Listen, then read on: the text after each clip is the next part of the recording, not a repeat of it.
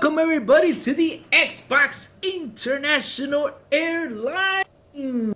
We are now getting ready for flight 30.5, which is called Captain. We have finally found our course because last week YouTube was being mean to us. But before I introduce our flight crew, chat, how are you all doing? I hope you are doing awesome. So everyone, please be seated, fasten your seatbelts, because as always, we get wild, crazy, and tonight we will get spicy, yeah. Introducing first, the man with the Papi Chulo voice, the man who ditched Forza for his smoker grill, our handsome captain, Mr. Silent Cypher. How are you doing? I'm doing great. Thank you, Crazy.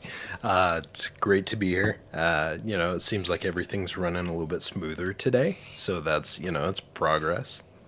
Fingers crossed that works out for us throughout the show. But yeah, no, I'm excited to be here. Let's get into it. All right. Same here, man. I'm actually excited because, last week we couldn't talk as much. YouTube was being extra mean, but yeah, what can we do? Introducing now the man who we missed a lot last week. The man who caught a cold and his computer did too. That's why the episode was, he got sick. Also, his computer did too. But yeah, things happen. The man who still holds the record of that thing that he did in that one episode. Which episode was it, Silent? Was it episode 26? That world record? Yes, I think so. It was episode 26. The one who is more sour than a lemon, Mr. Sourbloww. How are you feeling, brother? I'm feeling much better, thankfully. Unfortunately, I had some issues, the pandemic, everything, and then unfortunately last week we had an awesome guest and we couldn't get the stream rolling. We kept having issues, so that was very unfortunate. But today, like Crazy said, I'm back. I'm super happy, and I think I might come a little sour because there's a few topics that I can't wait to talk about because they're gonna be pretty interesting. Today we're gonna be spicy, guys. So yeah, watch out for our spices. I'm telling you. I mean, we're gonna be super picante. Yeah. Oh man. Let's keep on going. Last but not least, the man known to be. Why do y'all gotta change it and put Goofy Louie? It's God Louie to his XBI panel. Remember? I have no idea what you're talking about. Keep on going. God damn it. Y'all changed my things. So, y'all messed me up now. Remember, so please chat, hashtag God Louie, thank you. The man who got a like from Henry Cavill on YouTube. And still, the world heavyweight champion of the multiverse, Mr. Crazy Louie. How am I doing? Well, I am doing pretty good. I've had it's been a crazy week. I mean, seriously, it's been a long time. I mean, ever since the episode went down with all those issues, I felt like we had like an empty week. But yeah, I'm feeling good. I'm really happy to be here and entertain everybody here on this chat. And besides that, let's say what's up. Oh man, let's start with this chat. It's looking fantastic. Let's start with the Brain Surgeon Solo. How are you doing, brother? That is his wrestling name because he opens brains and picks on them. That's what he does, especially when he got those guests on his show. He does those awesome interviews. What's up, Ham? Happy to see you here. Mr. Grasso, how are you doing, sir? As always, each and every single week. Yes. Your number's at 29,500. I know, no worries. You're going to get it up to 30,000 soon. No worries, brother. You're going to have your numbers straight up and forward. All right. The General C. Man, happy to see you here too, brother. It's amazing that you're up and hanging out with us, man. Really, thank you so much for hanging out with us. So now, it's time for my brother, Sourbloww, to take the flight itinerary. Go for it, brother. All right, flight itinerary. Well, we're gonna go over a few things we're gonna cover today. I'm not gonna give you that much. I'm just gonna say we are gonna cover. Unfortunately, there've been a lot of delays. We might talk a little bit about that. We're gonna talk about the whole Microsoft Sony. The battle continues. So it's gonna get spicy, and hopefully, if we can get to dessert, we're gonna talk about the whole THQ Nordic game showcase, and we're gonna talk about a few more other things. Hopefully, so let's see how time works with us. So let's keep it rolling. Oh, right. Right. Keep it rolling, baby. Ooh. Ooh. Ladies and gentlemen, Captain Sour has turned on the subscribe button. If you haven't already subscribed, please do so now. Please stow your food and beverages next to your desk, underneath your seat, or in front of you. Please take your seat and fasten your seatbelt. We gently remind you that smoking and drinking are not prohibited on this flight. However, delaying any more games into 2023, thus further delaying other games into 2024 and making 2022 a desolate wasteland, is strictly prohibited. If you have any questions about our flight, please don't hesitate to ask one of the flight panelists. Thank you. Back to you, Crazy. Whoa. Awesome introduction, my brother. And since we are now during the takeoff, guys, what have you all been playing the past 2 weeks? Let's start with you, Sour. What have you been playing the past 2 weeks? Oh my God, I've been playing so much Witcher 3. Oh my God, I was playing. I am playing other games, other like smaller games, but I decided, hey, I want to play. I want to go back to what I was doing, which I had a big game and then I had smaller games. So I am playing Vanquish, for example. And then I play, a little bit of multiverses here and there, Halo Infinite here and there. But once I got into Witcher 3, oh my God, I've been like completely into it. And it's just playing it, doing side quests. I keep doing side quests. It's incredible. Like sometimes I'm at work and I'm thinking about Witcher 3. I'm outside somewhere, I'm thinking about Witcher 3. Oh my God, it's perfect for me. I love RPGs. I don't know why I have not played Witcher 3. I always wanted to play it. I wanted to wait for the patch, but since if I keep waiting for the patch, I know it's gonna get closer to Starfield, and I really want to invest myself in Starfield. So I decided, hey, I'll just start now, and hopefully, by the time the update comes out, then I'll be around the DLCs or the expansions, whatever you want to call them, and then I can see the jump there, and then I can finish the gameplay there. But right now I'm just doing a bunch of side quests. I'm still in Velen, and I think I have one more side quest to do before I move on to the next area. But I'm enjoying it so much. I love the game. Always remember, play Gwent in every single town you go to, so that way you get all the great cards. Always do that. Honestly, I played Gwent a little while, and then I have stopped because I just been focused on doing side quests. Maybe I should stop for a little bit and start playing some Gwent before I move to the next city, because I haven't played Gwent. I did all like the fighting thing, like how you fight like in the in the Gwent thing. When you fist fight on the the club. Okay. I did all that in the area. I did all the side quests. I only got one more left, which is like a Witcher contract that I gotta I think I gotta find a beast. A beast is attacking or something like that. And then I think after I'm done with that, then I have to move on to the next city. You know? Right. But it's awesome, man. I love the game. It's freaking. It's. Real quick, I gotta say this. Like, for example, I played Red Dead Redemption 2 not too long ago, and I think it's an amazing game. It's awesome, but it's not really my type of game.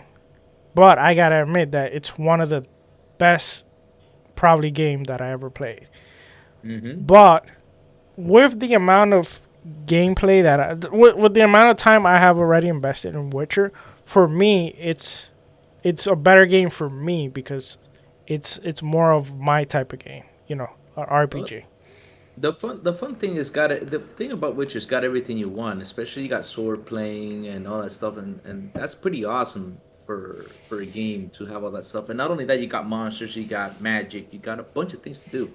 My And in my Witcher, my thing is also there's so much things to the do. I mean, attention to literally, detail to the story. yeah, and That's what got me amazed. Like for example, there's the uh, part where they tell the town to stay inside the house, lock the doors, and put salt on it. And I yeah, actually went to the houses and they actually put salt on it. And then the next morning, the salt wasn't there anymore. For example, and for yeah, example, I would stop like in a house just just to stop and maybe get loot and stuff like that, yeah, and I will talk with the people there in the house, and they will talk to me about what's going on around yeah. the Like the stuff. And monsters. sometimes they would actually help me on the mission that I'm currently Yep, on. So that's amazing. That's amazing. They, yep. they did a great That job that with game, that.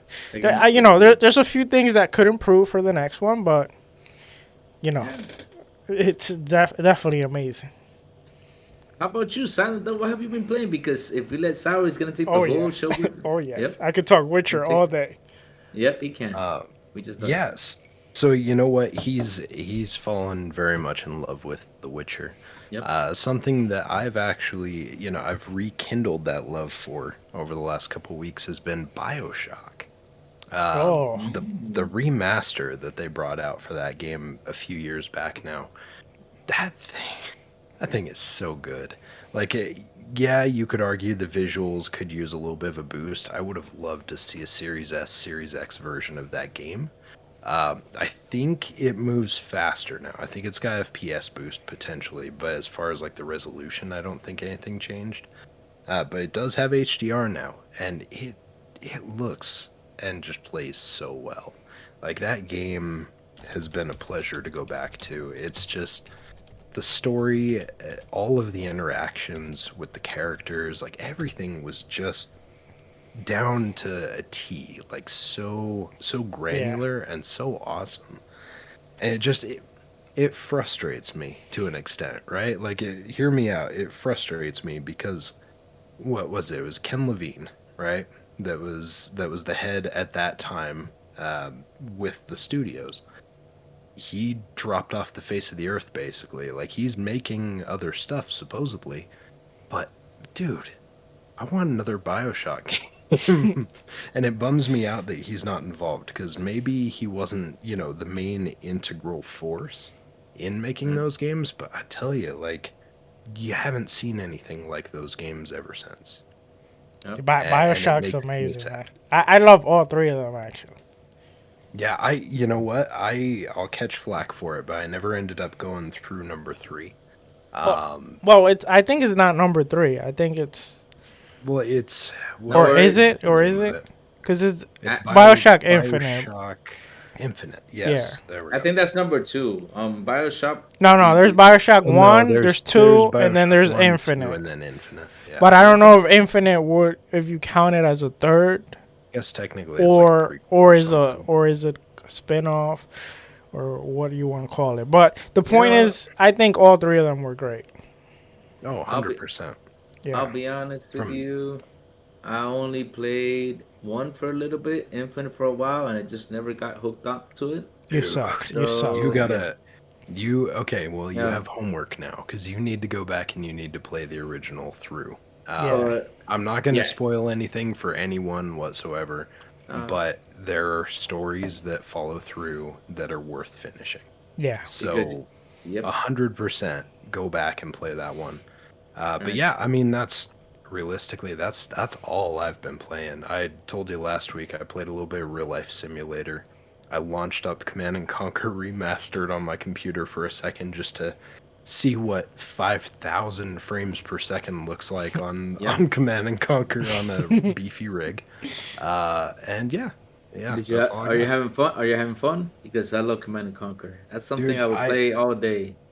as soon as I booted up that game again and I started listening to it, I was like, "Oh man, oh I miss this this. this brings back the nostalgia So then, like, the next day going into work, I put on the soundtrack as I was driving in, and I'm just enjoying, like, it's horrible, but it's all made by, I think, Frank Klepacki, and it's just, the music's so good. Like, it's awful, but it's so good to go back to. I'm loving it. But that's all I got. All right, me. I've been beating Elden Ring. I'm in a revenge rampage now because ever since I fought, I think the name of was Melania. I think that was her name. Oh, Millennia. Yeah, I heard about Yeah, her. yeah. Ever since I fought her, and I pretty much farmed over there. I've raised up to like 100 and something levels. I've been farming it really hard, and literally, I raised a lot of levels right there. And so I'm right now on a revenge path, and I'm literally killing everybody in that game. I said, you know what? I'm gonna kill everybody before I beat the game. And so I'm on the revenge path over there on the ring. So I only got a couple monsters to beat, probably like 5 or 6 left.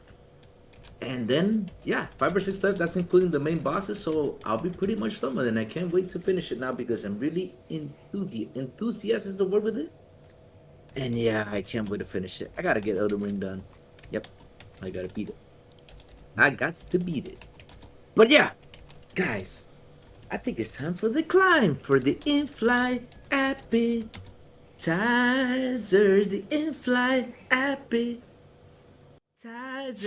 consist of quick news where the panel will have 2 minutes to discuss each of the topics and provide their thoughts on the topics at hand. So yeah, let me just shake this beautiful hat real quick so I can pick up a little number. Yeah. Oh man, I always got a song for everything. I mean, I could probably make a song for J Lo. What do y'all think? Could I make a song for J Lo? Nah, not that I mean, good. you could, You could. but Would it be good? Of course, it would be good. I mean, I think it would be better than put a ring on it, right? Hey, was there a ring on it? No, that's Beyonce, wasn't it? Dude, I don't know. I got no clue, but I'm out of my depth. but it goes perfectly with J Lo putting a ring on her. Alright. I mean, how many she has already? Last time I read, she has like I think she has 8 now. It was 7 before. It's 8 now because A-Rod gave her 1. Yeah. But anyways, it's not. Yeah, let's keep on going because if not, we're gonna discuss J-Lo's life here, and I know pretty much all her life because I am a big J-Lo fan. Yes, I am. Well, I'm glad someone is. Yeah, at least one. I'm just kidding. I'm no J-Lo fan. I'm a big Spice Girls fan, though. That is proven. But anyways, first topic is the Xbox Series S. Oh man, we got a cool topic to run right through here, guys. Microsoft is giving Xbox Series S game developers more control over memory on the console. A new Xbox software development kit has been released to developers recently, and it frees up more memory for developers to access for the Xbox Series S game and boost performance in certain titles. So here's a question to the panel. Will we finally see more performing at 60 or even up to 104? Wait, what? 1440p. Okay. As they, hey, they freed up more memory. I was like, wait, 1,000? I was gonna say 1,000 something FPS. I was like, oh, wait. The power of the Xbox. Is that Brian PC? Hey, it can because I got something to say about that though. Hold up. As they marketed the system, showing the true value of this console. Well, I'll answer first though. Thanks to a brother that's right here hanging out with us on the chat, Mr. Plume from the Big Plume Network. Please follow him on his channel, the Plume Network. He actually posted a video today showing Pac-Man World that is actually playing at 60 frames, 4K resolution on Xbox Series S. That's pretty amazing. What do you guys think about that? Do you think it's gonna achieve after they open up all those memories and stuff for the developers to grab on? Start with you, Sam. Yes. No, I think there's probably going to be some back end work they're going to have to kind of tool around with to get it to work properly across the board. But yeah, any boost like that, if we can get boosts like that, even if it's a couple hundred megabytes that we're getting extra allocated space for people to work with when they're targeting certain requirements or certain frame rates and stuff like that on the games, like that's a win for us. That's a win for the developers. Yeah. It's going to be a benefit. How quick in the future we're going to see those rewards, I don't know. I mean, it might take a second for them to kind of tool around with. Yeah. I'm not in game development, so I can't pretend like, oh yeah, it's a file save as in that scenario. I don't know if you can go over and click and be like, instead of 30 frames, I want 45 frames, and then, plug and save. So it probably is going to take a minute, but again, like a couple hundred extra megabytes on there, it doesn't sound like a lot, but it's a big deal. I noticed Ham saying the same thing in the chat. Yeah. And it's accurate. Is like it gives them extra allocated resources, which allows them to do a lot of things. I mean, it could be anything from frame rate, it could be, ambient occlusion and shaders and stuff like that. Like there's a lot of things that they could do with that extra overhead being freed up like that. So I think we'll see a lot from it. I'm excited for it. But do you think it could be similar to the Series X or no? I don't think so though. No, it's going to be better. Like it's going to be better for sure. But I don't think it's going to get close to the X yet. Like there's definitely a decent delta between the hardware that's in there, right? Like generally everything's pretty much the same except for what the video, I think it's the graphics processor is higher up, and I think the RAM. So even if you allocate a little more extra to the RAM in the S versus the X, you're going to get better results, but you're not going to get as close as the X, unless you upgrade the system's actual onboard. How about you, Sal? What do you think? You think we're gonna see finally games performing to 60, or even up to 1440p, and will it be similar to the Series X? Well, I think it has been performing 60. A lot of them. There has been some, unfortunately, that they have not hit 30. And we got to remember that I think this is only for the developer kit. So it's not like the actual console we have, they're going to magically, upgrade the RAM. But this is going to help developers, and developers have been complaining about this from the start. So Yeah. I really think that this is gonna help the, accelerate the whole development of these games. We're gonna have better, how you say, they're gonna polish better the games. I think this is actually on a little bit on the contrary of what Silent say. I think we'll see an immediate outcome on this. Like they are gonna see the results faster because they might already been working with these consoles, but now that with this RAM upgrade, they're gonna be able to work faster on a lot of the changes that they might want to make. So I think that is definitely gonna help them a lot.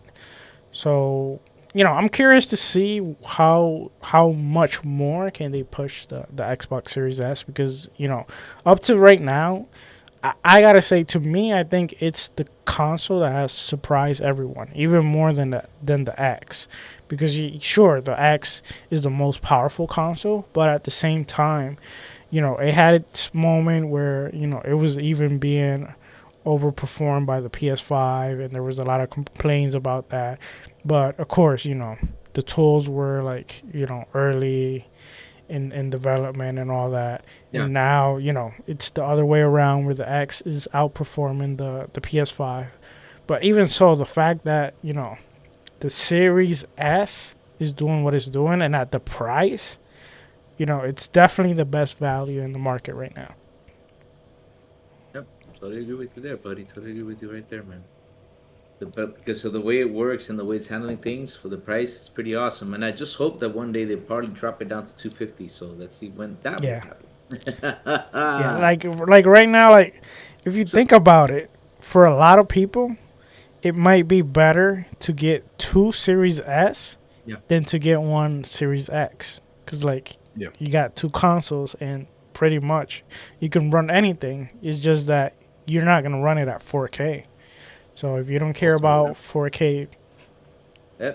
It's still really hard to get an X. So, like, true. In a customer standpoint, like, I went into a Wally World yesterday, and I saw 2 S's in the case. So, you know, it's like, I don't think I've ever actually seen a Series X sitting on a shelf. I know it's happened in some places. I haven't seen one. Yeah, I haven't seen one yet. Yeah, I mean, at least here they don't even put them in the glass cases, like, even though they have the protection. Yeah. They just don't even do it. They only do it through requests, like if you purchase it online. So, and how could we see these improvements, and will past games that didn't perform will take advantage of this? Do you guys think the past games will probably take advantage of this whole new memory thing? I personally, I don't think past games will, because again, this is not that the current Series S are being upgraded.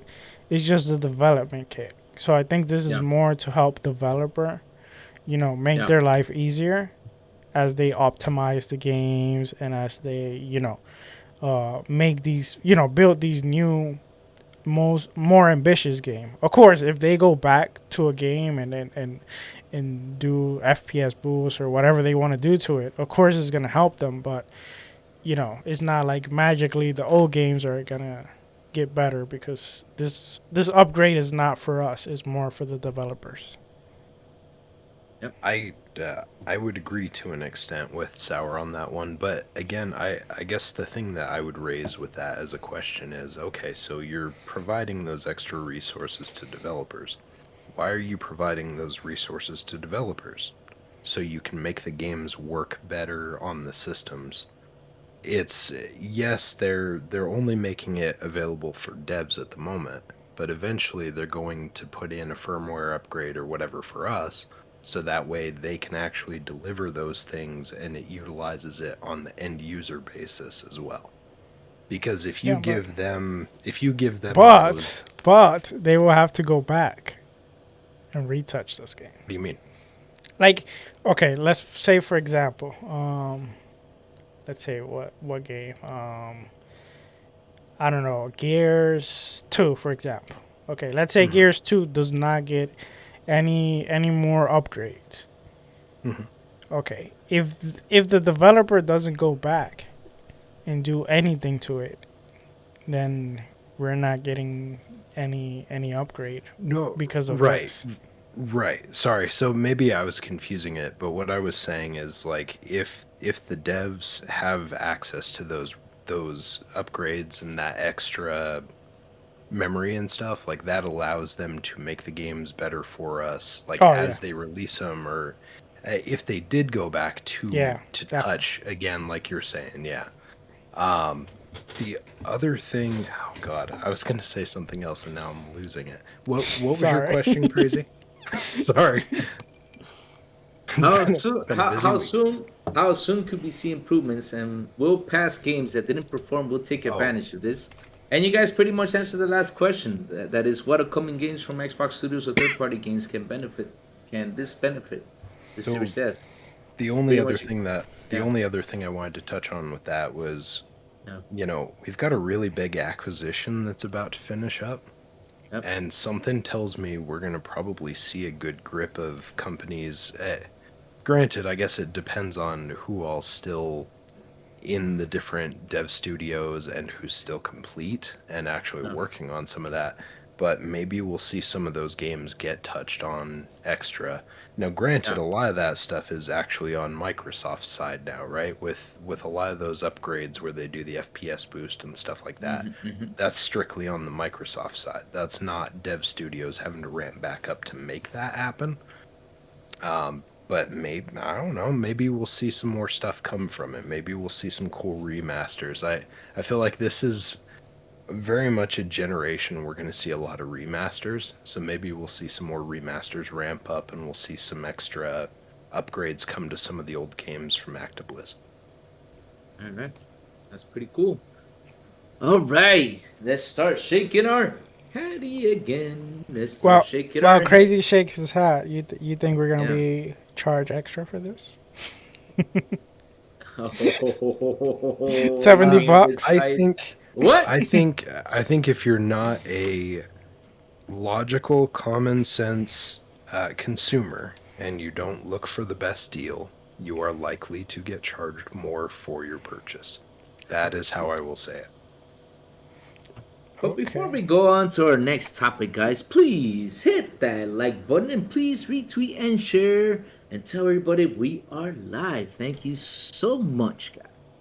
So We now, appreciate oh that, definitely. man, let's go. Ninja Theory posted a tweet with the following quote: achieving a high level of realism from reference material is extremely important to us. That even includes location accurate of bird poop. So that means you're gonna get pigeons pooping on us? Yeah. Hmm. Yep. You're gonna be able to use your poop bucket. Yes, my poop bucket. Oh, we gotta get a shirt with that poop bucket thing. Well, anyways, then in the month of July, Ninja 3 was looking for gameplay animators and audio programmers. So, with this information, when do you expect the game to finally release? Sour and Silent Ticket Cast, when will you expect this will release? Ooh, silent. Do you want me to go? Okay. Holiday 2024. All right, how about you, Sour? I unfortunately I think he might be right. Yeah. Cause I think I, there's another game coming holiday 2023 that is not Hellblade. Well, is it? and I Is it? also I think with the information that we're getting here, right? They're detailing and they're trying to basically soften the blow right now, letting us know like, hey, we are putting a lot of detail, a Yeah. lot of attention to detail into this game. I feel like they're trying to soften the blow to give us a heads up like this thing you may have thought it was coming sooner.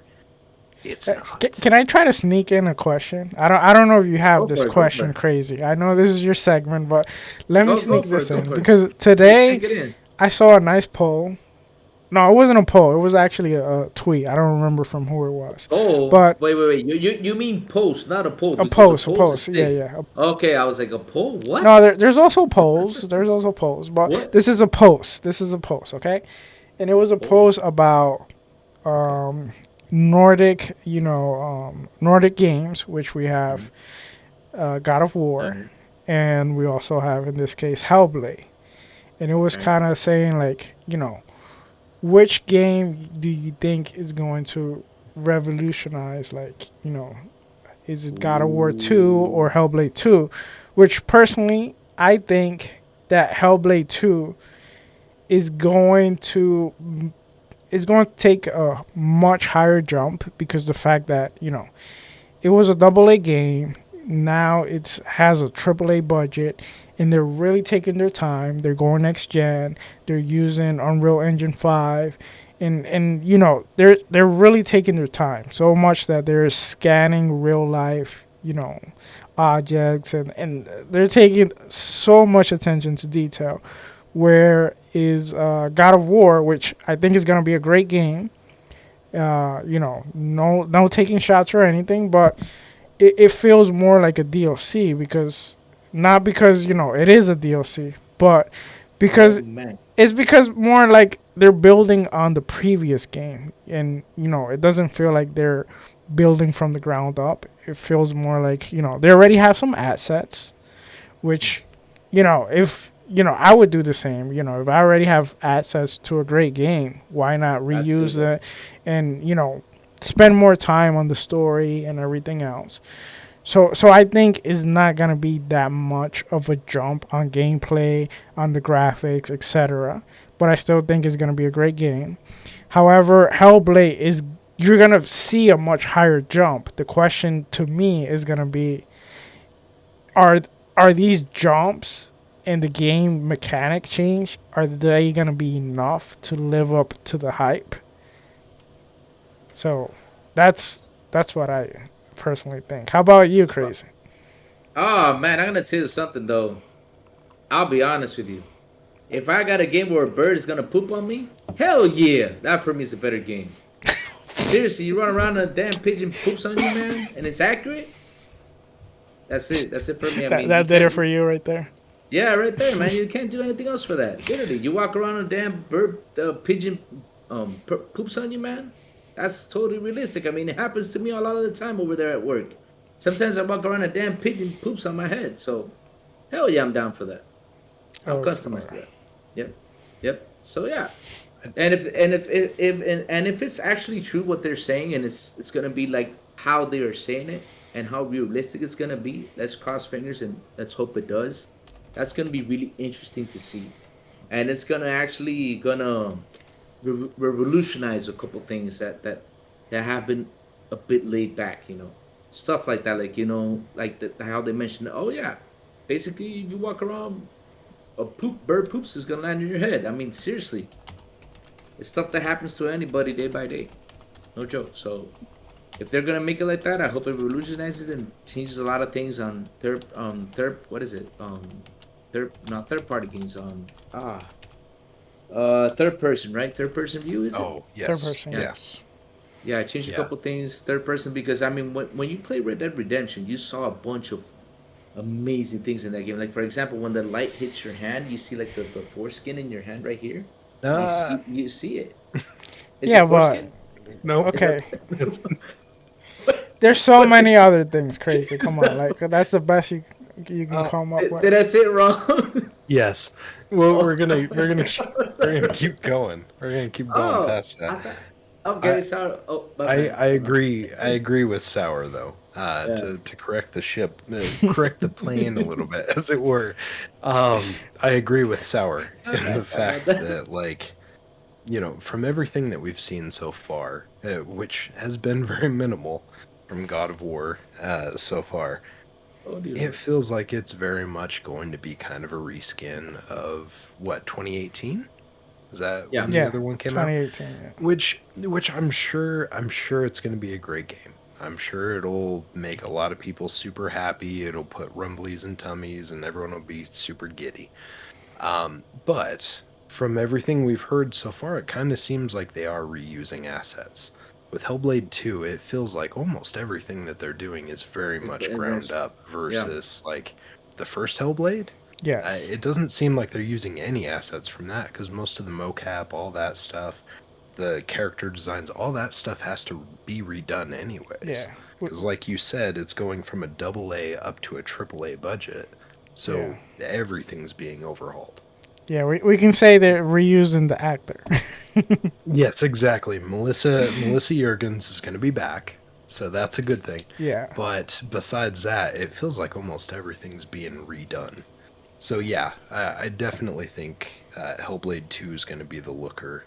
Yeah. And going to be kind of the case in point of like, look at this. This is what you can do with a game if you jump into the new engine and you go just balls to the wall with this thing. And it looks like that's what they're doing.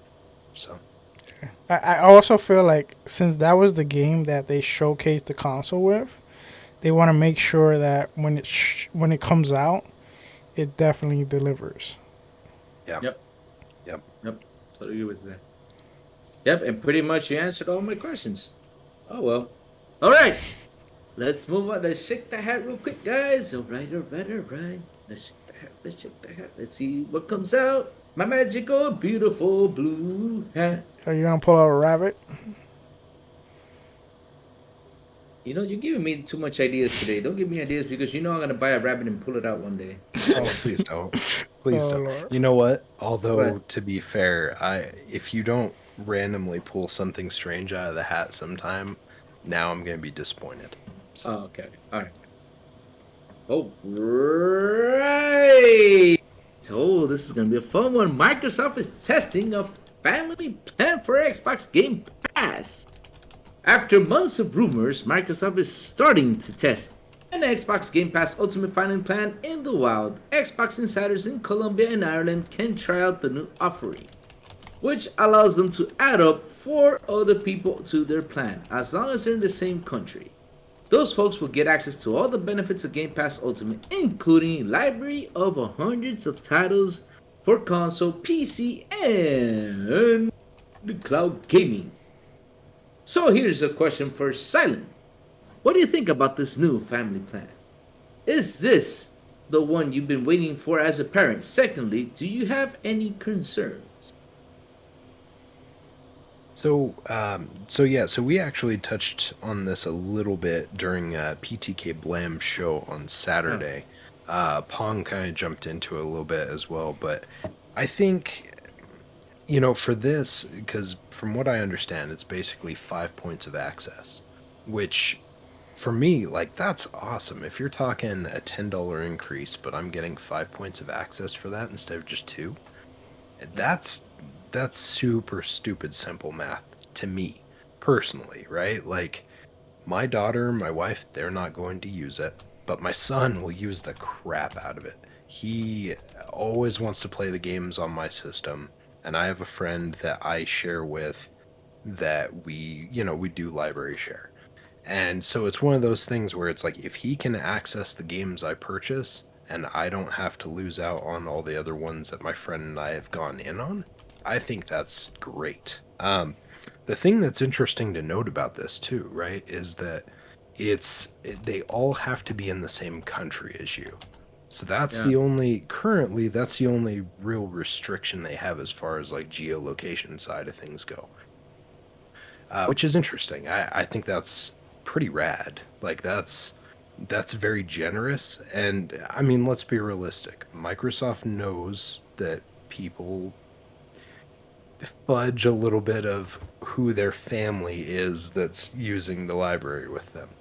Um, so I would say that's very generous. Like, you factor that stupid math, right? And it's like, okay, $5 a person a year, and this thing's or a month, and this thing's paid for. Like, that's super simple. But yeah, I'm excited for it. I think it's really cool. Am I concerned about anything? Not necessarily. I mean, the pricing matches up very well, and I feel is very generous for what you're getting. Um, would I be Hmm. concerned about anything? I guess if they restricted more specifically, like how far away from you could use the systems, right?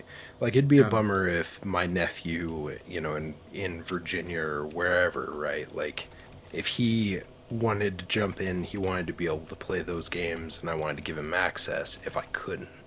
So I guess we'll see as time goes on, but yeah, I'm very excited about it. How about a quick guess on what do you think the price should be on your side? Well, so that's we got some early information that's kind of landing at a $25 price point based $25? on those All right. early tests. All right. Which $25 I think is perfectly acceptable on that. And it sounds like, and I mean, we'll see if everything lands this way, but it kind of sounds like if you already have Game Pass Ultimate or whatever, you'll get to shift right into that new one without having to pay a difference.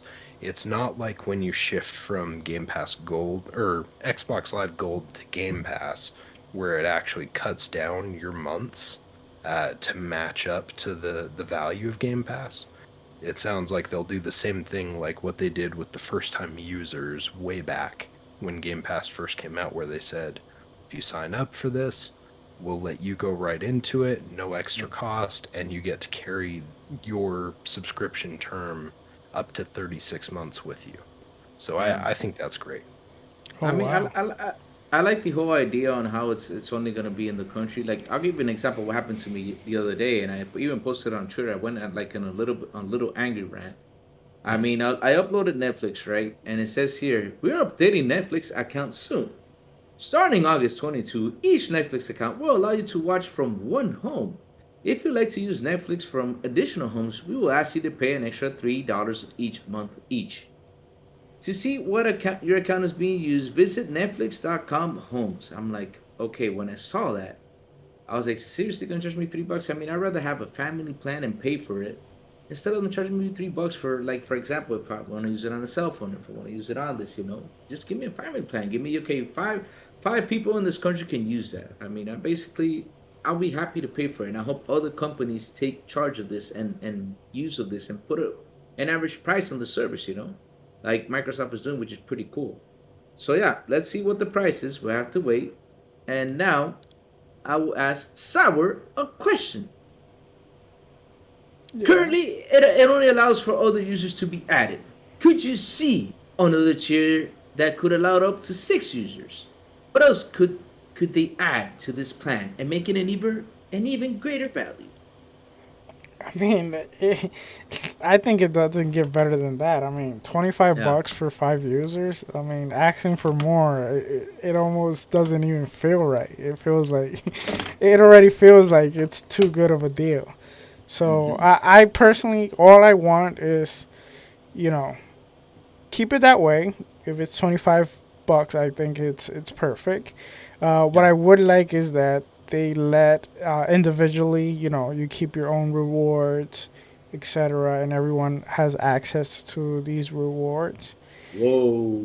Yep. and all the perks and benefits. Because you know, we do get.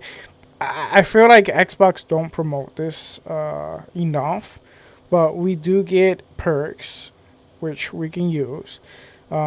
Most of the perks, I myself don't use them, but I can see other people that might take advantage of them.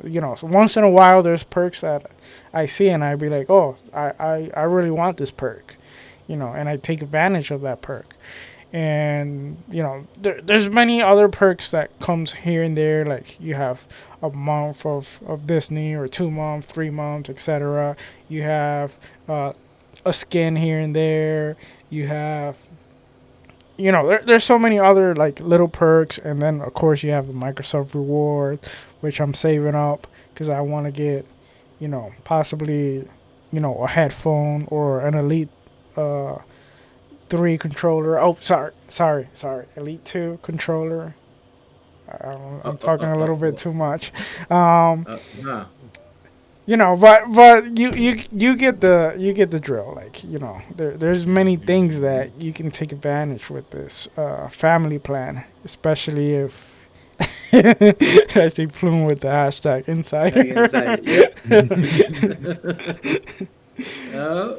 but yes, I think it's perfect. 25 bucks. I can't ask for more. What I would ask is, I want consistency and other things. We have to 2023. Hopefully, Xbox, you start to consistently deliver on games, and then with this price, how can I complain? Yeah, yeah. Totally agree with you, man. Totally agree with you right there, man. But anyway, it's time to shake the hat again, see what's up. See what's up. Yeah, we got a couple rapid news because, yep, We keep on missed going. next. Oh, was a We big missed last week. week. Yeah, and we it's missed yeah, last week. it's been a Unfortunately. week. Yeah, fortunately, yeah. Oh, right, here we go. Oh, this is like the only thing I do best is folding little pieces of paper. Takes me a while to open them up. There you go. Oh man. Meanwhile, rumors state that Sony may be working on a PC launcher that provides crossplay by PSN integration. Ha ha! I wonder where they got that idea from. Where did they get that from, huh? That's a good question, right? NASA. Yeah. NASA? Yeah, probably sell the space program. Yeah, I totally agree. Like yourself. But anyways, Sound Bloom, thoughts on this PC launcher? And do you think what it can offer with cross buy? Meanwhile, meaning you buy the games once and get it on PS5 and PC. Do you think that's true? Unfortunately, I kind of gotta see it to believe it with Me Sony. too. I don't Mm-hmm. trust that, but I do believe that they are coming with a PC launcher, which I'm super excited for because and at perfect time for upgrading for a PC. So, Brian, I think you and me, you know, Yep. upgraded our PC at a perfect moment. And I'm excited to play a lot of these PlayStation games once they go on a little discount. I can start playing them because at the end of the day, I do want to play these great games because they do make great games. I just I, I just unfortunately I don't see the value yet on the PlayStation 5. But that's just Hmm. my opinion, you know.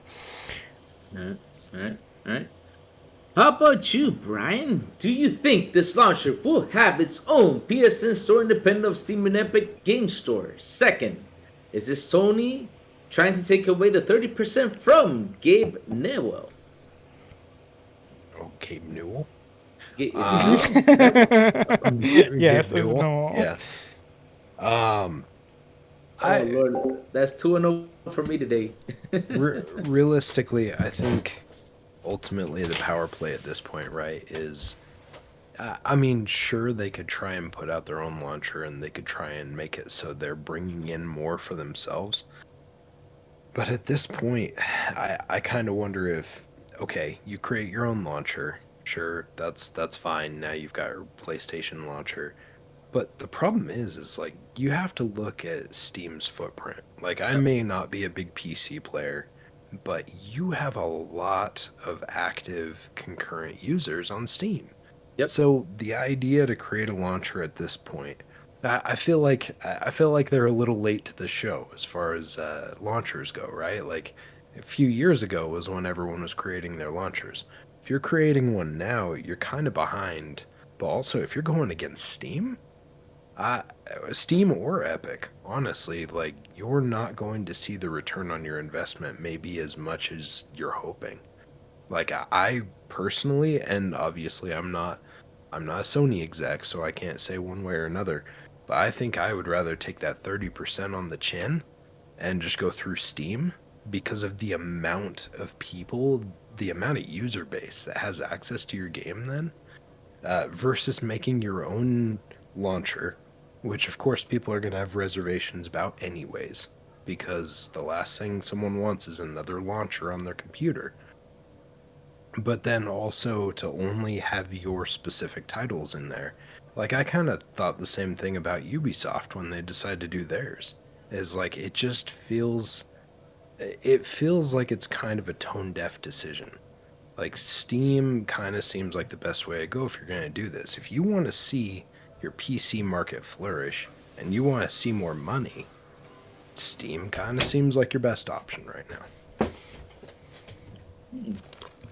Totally agree with you. And where did Cyberblue go? All right. Anyways, this is a World question record. Well, oh yeah, he's breaking a world record again. Yep. Oh man. Hashtag insider, get to it. Cyberblue's world record gonna break it pretty soon. No, he's taking too long though for this. What are you Oh, guys he's talking back. about? What are you guys talking about? What? Oh, yeah, because I got a question for you both. What could Xbox do to improve their app? Should they provide a Steam license as well as part of Play Anywhere, meaning that users will have access to the Steam and Xbox app version? Should Xbox be worried that Sony might have a better solution? That sounds interesting. On my side, nah. Sony's really behind on this new tech. So I hope that they catch up, of course, because competition is good, competition is friendly. So yeah, right now they shouldn't be worried. But anyways, what are you guys' thoughts on that? Do they do that? Go for it, Sour. Well, uh, yeah, I agree with Crazy where I think they're pretty far back behind. However, Yeah. who knows? You don't know what they might have under their sleeve. At the end of the day, the Microsoft app launcher is not as Yeah. great as it should be. I think it should be much better than what it is. Yeah. And I hope on the Microsoft side, I hope they, now that they have BattleNet, well, not yet, but when they have BattleNet, hopefully they can somehow combine it or, I don't know, use the technology that BattleNet has because it's a much better launcher in my opinion. And maybe they can improve. And I also want them to, just like they're consolidating with the studios, please consolidate on all these apps. You have an app for Game Pass. You have an Yes. app for Xbox. Well, they eliminated the Bethesda launcher, thankfully, but you have all these launchers, all these apps. Just consolidate and make things easier for us, please. Yep. I agree with you there. And I just googled the word I just said. Oh my god, what did I say earlier? That's okay. Okay, While okay. you're lamenting over that, no, I agree with Sour on that. Like I'm sorry. I don't care about how unique and fragile you think your company is. I don't need a launcher for your damn company. I'm sorry. I don't need 20 different launchers on my computer just because you want to sell me your products in your ecosystem. I get that you have to lose a little bit of money to be on Steam or on Xbox or whatever. That's fine. I get that. I understand the reasoning.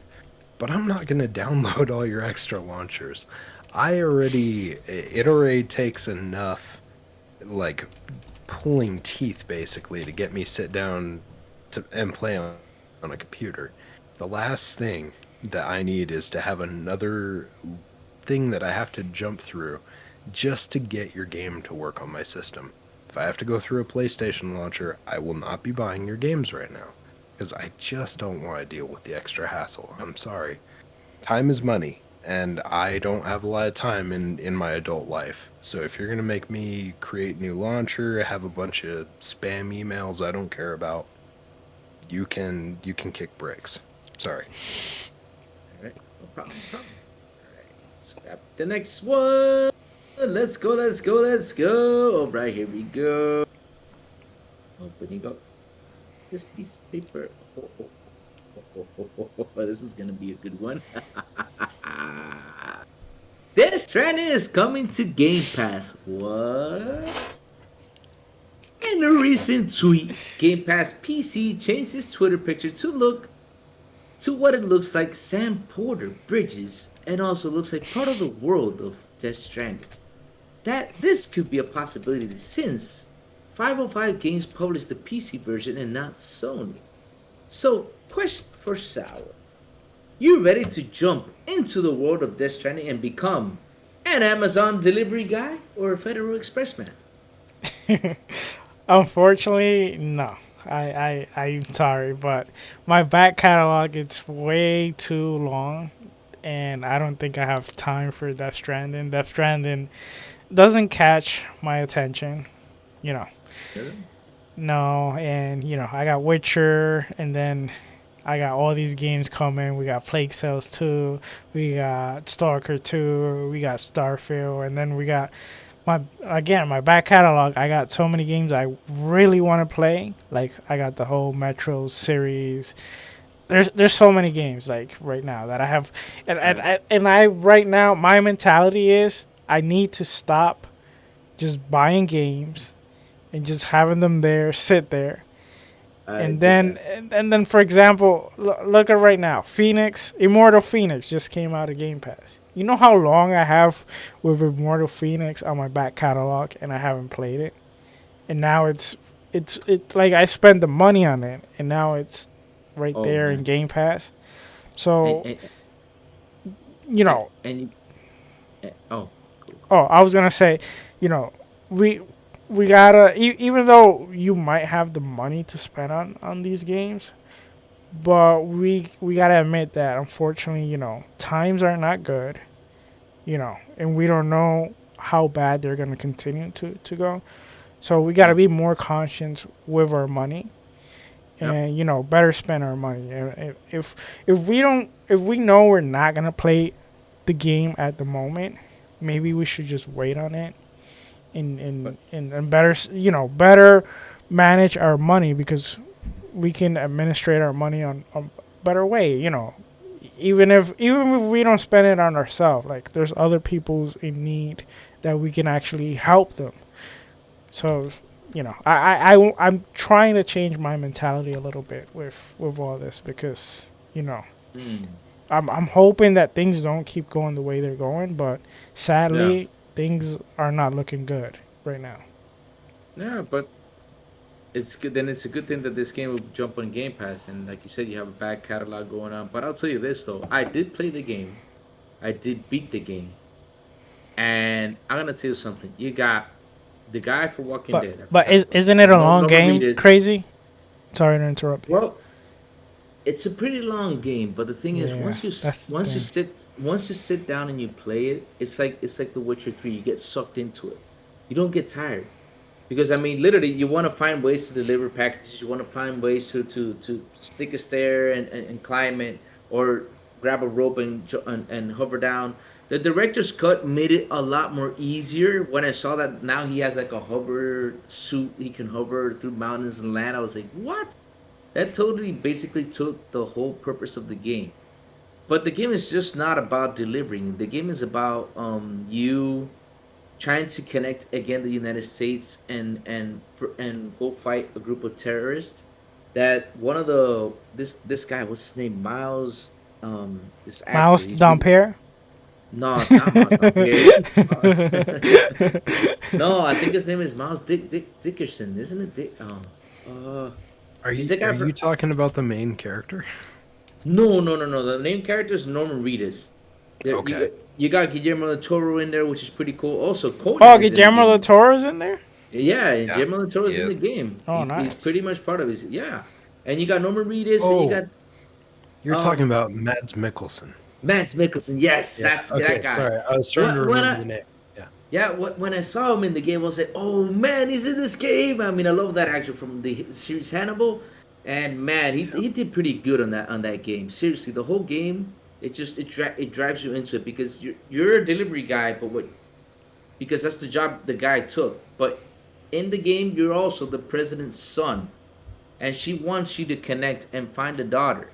Yeah, Her and daughter I'm that, not that's gonna been play. I'm not kidnapped. gonna play it anymore because you spoiled that you're the No, no, president's no, son. Spoilers. That no. that that was the only reason I wanted to play it. Now I don't want to play it No, anymore. yeah, right. That's the beginning of the whole. That's not the beginning of the whole thing. I'm not gonna say anything else, but the game is really good.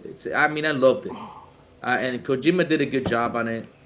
But some people might not like it. But if you guys want to give it a go, give it a go. Yeah, Seriously, I it's gonna be on Game yeah, Pass. So I yeah. will be there because one, it's going to be on Game Pass, and two, since it's going to be on Game Pass, you know what that means? Huh? 1,000 achievement points, baby. All right.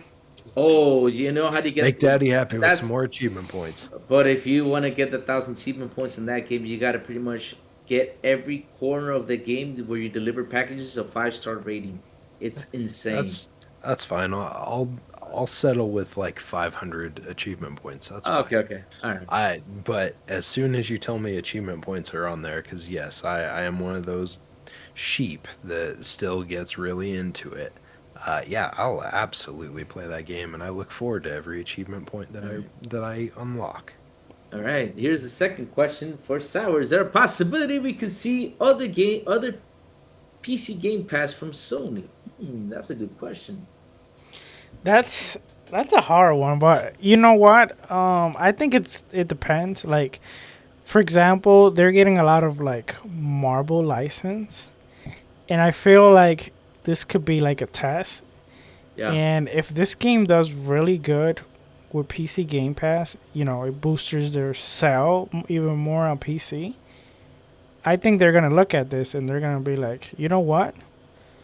Screw, screw whoever want to talks about this. At the end of the day, it's still gonna be a console exclusive. So why not put it on PC Game Pass? And especially Okay. like if Marvel says, because Marvel might give them, license to the game, but at the end of the day, they're the one that makes the May, may, decision. And then if they say, just like MLB, they say, listen, we want this game on PC Game Pass because we want more players to play it and we want more money, then it will come. So maybe not their like God of War or their Uncharted, but these other licenses like Marvel licenses, like Wolverine, etc. Maybe not Spider-Man because I think Spider-Man is pretty tied up with them, but like Wolverine, for example, I can see that happening. oh man, maybe Spider-Man can. I mean, we don't know because it's on PC. Let's see. Let's cross fingers. Maybe a deal could come up, and let's see what happens. I mean, maybe it can. Why not? See, here's the trick with that, right? Yeah, Because like with Death Stranding, it was 505 games, yeah. right? It was 505 games 505. Yeah, published. But when you're talking about stuff like Spider-Man or you're talking about like yeah. It's X-Men and stuff like that, that's first party in-house. So I think that's where it's probably going to be a bridge too far, not for unfortunately. Not first party though. It's in Sony that's doing that's a first party studio. So yeah, that could be pretty hard. But again, Yeah. it all depends on what happens. You know how they sit Now, down and talk. That's the yeah, question. Yeah. yeah. I guess it's just a matter of what happens when Gangster Phil sits down and is Yeah. like, "Hey, we'll hook you up with some games if you're willing to throw this on the Game Pass PC for us." Yeah. So I guess we'll see what type of bartering leverage they have. I'm gonna have to Yep. start charging for this. You can't be Uh, using my phrase. Well, silent, All right. silent answer my first question. Are you going to try this game and actually put your new rig to use versus Command and Conquer only? You already said you're going to try it. You're going to have fun with it. So yeah, you already answered Yep. that question. And the second is, what version will PC Game Pass get? Will it be the Director's Cut or Vanilla? Vanilla. Since we know Sony likes vanilla. keeping content away from gamers. It's gonna be Yeah. vanilla. It's Yeah, we're gonna be vanilla, vanilla. And 100%. guys, I'd rather get the vanilla than the director's cut because again, the director's cut pretty much took away the whole purpose of the game. I mean, for you to deliver the package and continue to go forward, it can't be as easy. I'm with sorry. the I'm director's I'm cut. sorry, crazy, but What? I haven't played the game, but from what you say, I kind of disagree because like delivering package just doesn't sound that appealing. But but Dude, if dude, dude, dude. if you get a faster route, it kind of sounds better. Especially if But you get a you- no, bike but you where will. you can ride You and do these Yeah, you packages. get all Sounds that. more No, appealing. no. You get the bike, you get a car, you get a truck, you get all that. But what I'm saying is, for example, on the mountainside, right? Like you grab and hovering off the mountain. That's basically that took the whole purpose. When you used to put a ladder to climb the ladder, or you stick a hook and grab the rope and ran down the. And not only that, which is a fun thing, a fun fact about this game. Other people that are, if you're connected online, they will put stuff for you to grab and climb up and stuff like that. So yeah, you're pretty much hooked up to everything. I don't know how it is now because I haven't played it in a long time. But if I can imagine if I log on to my PS4 and jump in that game, I can imagine I'm gonna see a whole bunch of ropes and new ladders along the way. It's gonna be Can, insane. can I add something real quick? Go Something, for it. Yeah. Because I have heard, the whole thing with that, and now that xCloud, it's getting it's getting more attraction, and Xbox is trying to break into cell phone and all that. I think some of these games, and I'm gonna put on example, I'm gonna use Witcher 3 because that's the game I'm playing right now. I feel like they can do little things, like for example, you get books in Witcher 3, which it would be nice if there's a way you can access the books through the phone, and while you're on the phone, you can read these books, and that way, you can take time for that. Maybe you can play Gwent on the phone, and you can use touchscreen, and that way, while you're not actually playing Witcher, like you're not in the world, but you can Yeah. take advantage on your phone, and you can do little like side things that can connect to the game, and somehow like if you play Gwent, you get cards, you get all that, you get it, and then when you jump back in the game, it's there for you. Or if you want to read the books, for example, that you have collected already, that way when you jump on the actual game, you don't have to read those books while you're in the game.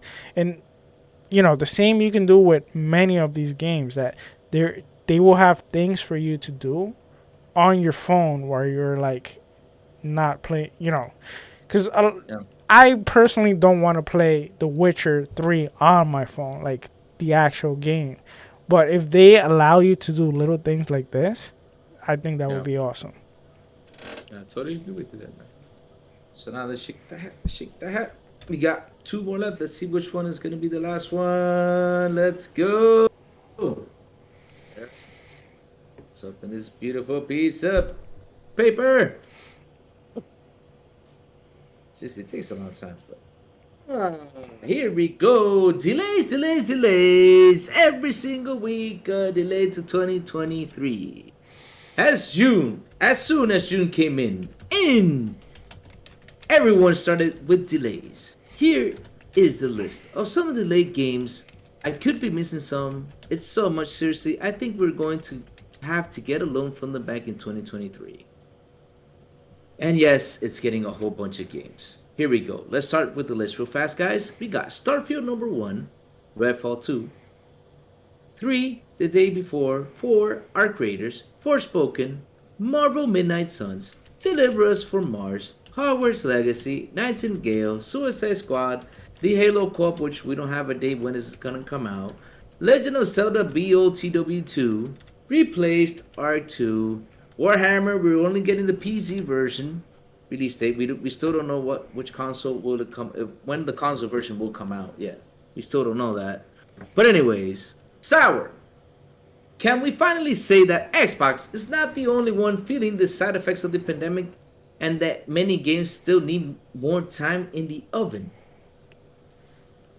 Definitely. I mean, I think from the beginning, it hasn't only been Xbox. It's just that the focus is on Xbox for some reason. Like, I don't know what Xbox did to a lot of people, but damn, like everything they do, they're like in the scope of everyone. I mean, you even have the competition. Like, all their games have been delayed. You have Horizon have been delayed. Gran Turismo has been delayed, but no one makes a big deal out of that. And I guess maybe you can say they have earned a little bit more of a better track history because they have been delivering more. And I guess that's something, unfortunately, Xbox with last generation, with the way they delivered, unfortunately, they have to deal with that. They do have new management. They do have a new goal, I would say, because it's not even like to sell consoles.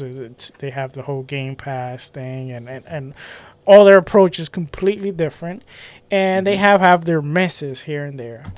But, unfortunately, they have had that, and I'm not trying to, how you call it, to, what's the word that's used a lot, when you're trying to, like, I forgot the word used, is used a lot. But the point is, I'm not trying to protect Xbox, because I do critique them a lot. I do think they have a long way to go on a lot of things, especially their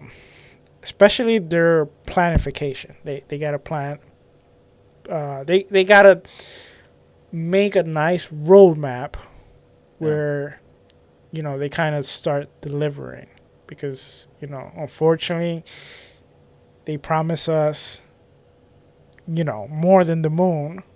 They promise us the whole solar system, all the planets, and unfortunately we don't get that. We get, once in a while, we get a nice moon, a nice planet, but then we get something that we're promised, but they don't deliver, unfortunately. But they need to get better at that, which I feel from 2023 on, they have no more excuses. They have to start delivering. But like I said, it's not only them. Like, a lot of other studios have been having these issues. But since they have been pretty aggressive, I would say, this generation with marketing. I think that's why people have gone more. Sorry. Here's a quick question for you. Do you think 2023 will be crowded with games, and some may suffer from this monster list of games shifting to 2023? Honestly, I think so. I mean, this list, there's a lot of games that has been delayed from 2022 to 2023. And you can say, I think then the games for 2023, they're going to get delayed for 2024. But at least on the Xbox side, I don't think that's going to be the case. Because, sure, you're going to have Starfield. You're going to have Redfall, which I think they won't suffer any more delayed because, they haven't given a date, which is smart. So I think they are going to come 2023. When they're going to come out, I don't know exactly. You also have Forza Motorsport, which I think it's definitely gonna come out. And then I also think, remember, they gave a 12-month period, which I think they I think they're pretty confident, and I think they do have a roadmap prepared. And I hope that they stick to this 12-month period where this is what they're gonna deliver. Every 12 months, we're gonna have an update. And sorry about that. I'm getting some notification if you hear that. So anyway, I think. Sorry, I kind of went off. This whole notification thing's kind of. You've been on a. I know how you feel, buddy. I know how you feel, But and it's a big list of games. It's insane. I mean, like I said, we're probably gonna have to get a loan for some of these games because again, if let's say if the Game Pass didn't exist, I mean, probably 4 or 5 of them are going on Game Pass, right? But let's say if they didn't exist, and if you sum them up, it's like if you there's 15 games, just counting them, you times them by 60. Let's say the one price range, that's $900 just for games. So yeah, it's insane on how many games have been delayed. It's crazy. But yeah, um, before, hmm. okay, sorry about Oh that. man, I got a spicy question for our captain, so that way we can get into the saucy, spicy main subject of the night. So, Captain Cipher, I heard somewhere. I won't say where I heard it from, but I did hear somewhere that all these games have been delayed because of God of War coming out this year. Do you think that is true? And also, do you think God of War will get delayed even after they just pushed a recap trailer of this first game to drive excitement?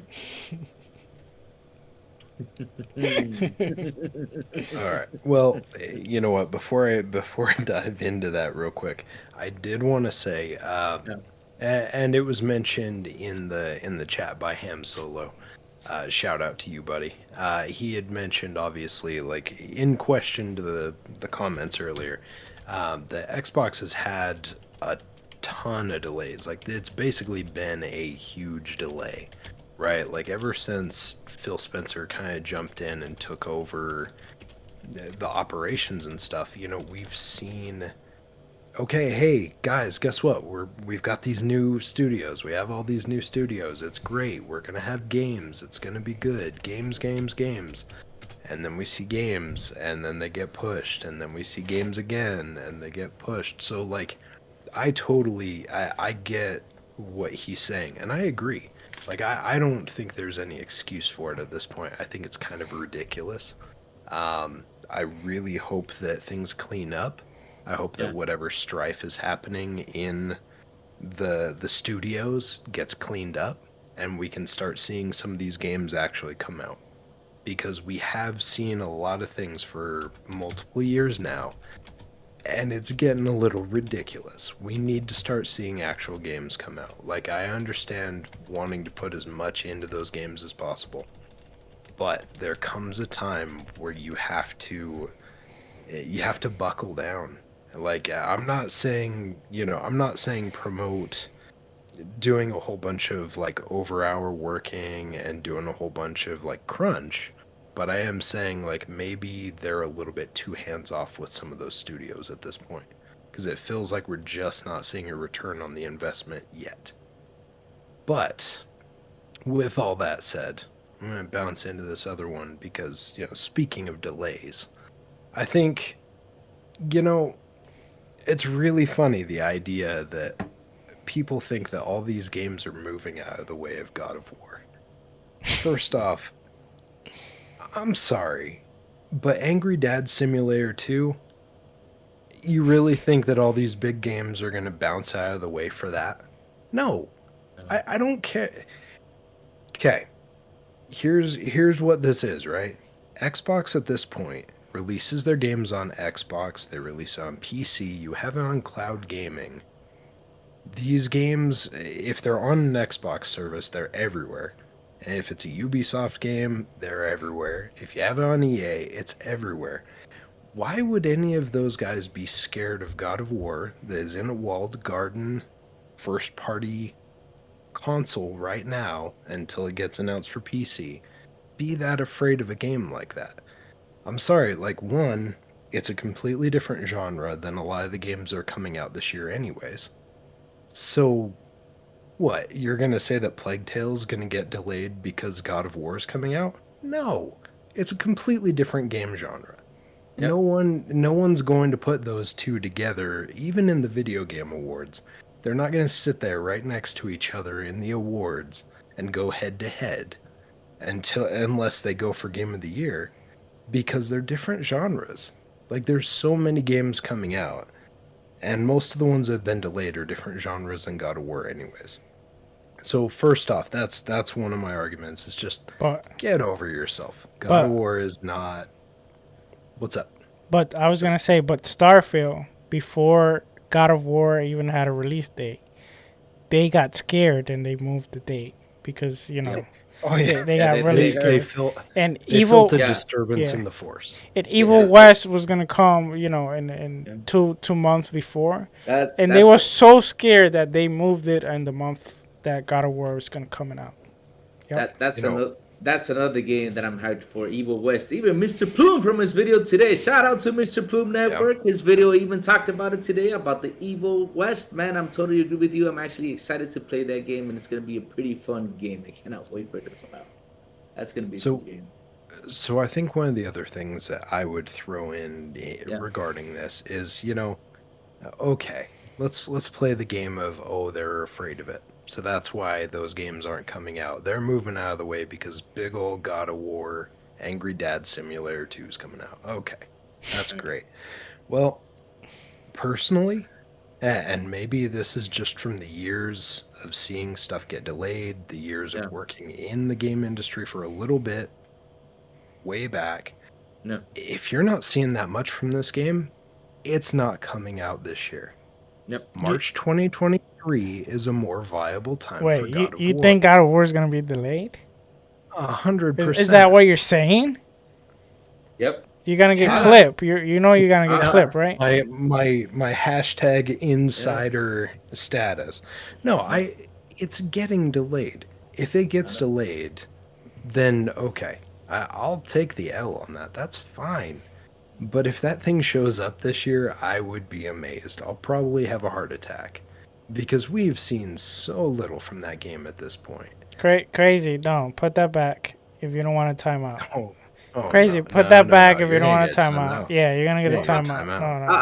No. I'm just bringing it just to say, please, Lord, we're not going to get bad feedback from all this stuff. No, you don't play with that. You don't play with that. I wasn't gonna play with that. No. Just grab it just to have it out here because we're gonna get a lot of thrash because of this. But please, Lord, please protect us. So that's fine. If you disagree with me and you think God of War is coming out this year, cool. I'm very happy for you. I would also love to live in that fairy tale land. Yep. But as it turns out, I live in a place called reality. I haven't seen enough from that game at this point to be sold that that's coming out this year. Yeah. We might see it get delayed again until like December or something, and then it'll get bounced until next year. Like, I don't buy it coming out this year. March 2023 but the thing is, do you think they're gonna actually delay it to March when, Starfield might come out in March? Starfield's not coming out in March. Do they want to go against Starfield? Starfield is not coming out in March. So when is Starfield coming then? I love you so much for thinking that that's coming out in March. But that's holiday 2023, dude. So you think they're going to move it all the way a year? But they said it's a 12-month. That's nice. They've said a lot of things. A lot of people have said a lot of things. Sour, guess what? I told myself at the beginning of this month that I was going to lose 10 pounds this month. Just because I say things doesn't mean it's going to happen. Oh, wow. Okay. Again, I hope I'm wrong. I hope I'm wrong. But if I'm not wrong, then okay. Like, unfortunately, it's the world we live in right now. Things get delayed. That would be really bad because they already gave an official date which they stuck to the date, and then they changed it to a 12-month period. Yep. And then if they don't deliver on that either, oh my god, that's gonna be bad. Cyberpunk went gold, and then it got delayed still. Okay. Well, but so you can't tell me that there's any world in which an actual release date is going to be legit until we see it on our system. But don't you think developers learned from that? No. Do we? Well, not developers, because let's not blame the developers. No. But you get what I mean. Well, yeah. So the folks above them end up making a lot of these decisions. But the thing that I would argue, right, is no, they haven't learned. Because do we still see release dates instead of release windows for most of these games? Yes. If you're giving me a release date and it's a decent ways out, that seems like a mistake at this point. Give me a release window until you. Let me ask you this then. If you think Starfield is coming out December or holiday 2023, and Redfall in the summer. Redfall in the summer. And let's say Forza Motorsport sometime. So you think Xbox will not have any more first-party games for 2023? They won't have. I didn't say that. They'll have stuff and they'll line it up. But the thing is like those couple. But I don't. But if they already have. Remember we got Redfall that still has not a date. So I think Redfall will come between March and August, and then they'll probably release Starfield later on because Starfield again. Okay, but then what other game if they haven't? But wait. I mean, we got Gamescom coming up, and we got more shows coming up. So yeah, they'll pretty much announce more stuff, There's other stuff coming out, and of course, like to go into it, like you said, there's Forza, which probably is going to be a spring title. We are not heard about Avowed. We also got the Disney show coming up. We got a Disney show coming up that they could, and I mean they could, and I hope please they could announce a Mandalorian game and also the Indiana Jones game. We also got Contraband. We got a bunch of games that have not been. I just want to say this though, please do not put Stalker 2 next to Starfield. Please space them out pretty good because I want time to play each one, and I know they're gonna be pretty huge games. Stalker seems like it'll be the first half of 23 at the latest. At this point, I mean, right? Because they were about to launch, and then everything happened. Life changed. Yeah. Obviously, for a whole bunch of people on that side of the globe. And unfortunately, due to that, we saw a game go, but we also saw a lot of people, unfortunately, displaced in the process. But if that thing's almost done at this point, it's probably the first quarter. Just depending on how much polish they had. Yep. Totally agree with you there, but I think, we're going to get Redfall first, and then probably around Starfield, because it's such a big game. I mean... Sorry. After all the no, we still don't know when Stalker will come out because it all depends on developers and the situation they're going through. Let's hope that it comes out early, cross fingers. But yeah, let's see when it comes out. But either way, though, I think it's time for us to jump to our main topic. So take it away, Mr. Silent Cypher. Oh man. All right. Well, sorry. Let me breathe for a second. Let me relax a little bit and calm down. Just kidding. We are going into our main topic. Actually, why am I in timeout? Sorry, Crazy. I had you ready for timeout, and then I forgot to take you out. because I went to grab something just to pray because we're gonna get out. Oh Lord! Oh, I was ready for that timeout. Anyway, you owe me a timeout, so that was that. Okay, cool. Well, go for it. so anyways, so for this evening, I know we've vamped on a little bit this evening on some of Yeah. our early stuff. Unfortunately, because of having last week kind of fail on us, we wanted to fill some things in. But we will go over this quickly. We'll keep it saucy, but we'll try and keep it brief. The main course that we have for this evening, we're actually going to be ditching the usual 3-course approach that we have normally.